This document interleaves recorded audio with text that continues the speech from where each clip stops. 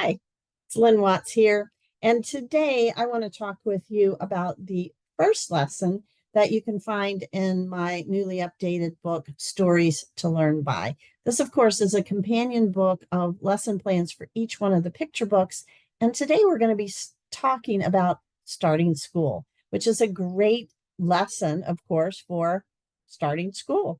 So you can certainly use the picture book, Wyatt the Wonder Dog Goes to Kindergarten, but of course, you want to do a starting school lesson for all of the grades. And there are some ideas and activities in this book that you can use with all of the grades. So let me just talk about this very first lesson and give you some ideas of what you can do in that very first lesson. So one of the things that I always liked to do as I met with classes was talk about how they felt about starting school. And there are some discussion questions right here, as there are in all the lesson plans, right beneath the standards and objectives and materials. There's always some discussion questions in here that tell you ideas for how to start that discussion, things that you might want to bring up.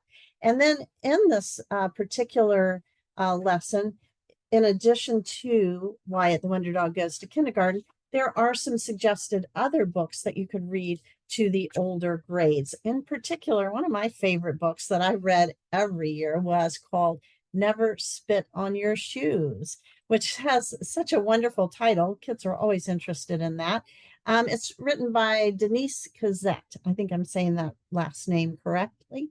And Never Spit on Your Shoes is one of the rules that one of the children in a classroom suggest in this story as a teacher's writing all the rules that students need to follow on the board. So never spit on your shoes.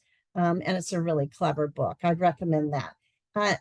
Then after you talk about feelings, of course, this is a great time not only to identify lots of different feelings, but also validate how kids, it's okay to feel lots of different feelings, and we all have them: positive, negative. You might be excited about school, you might be a little fearful, and to validate all those things and then talk about how it turned out, which is very much what the Wyatt Goes to Kindergarten book is all about, is how he feels about starting school and about changes, and how in the end he is excited about the next day coming back. There are some getting to know you games and activities that you can play in the book, in the lesson plan. So there's some ideas about that, some matchup games, a way for older students to interview each other, and just some getting to know you type of things that you would want to do at the beginning of school.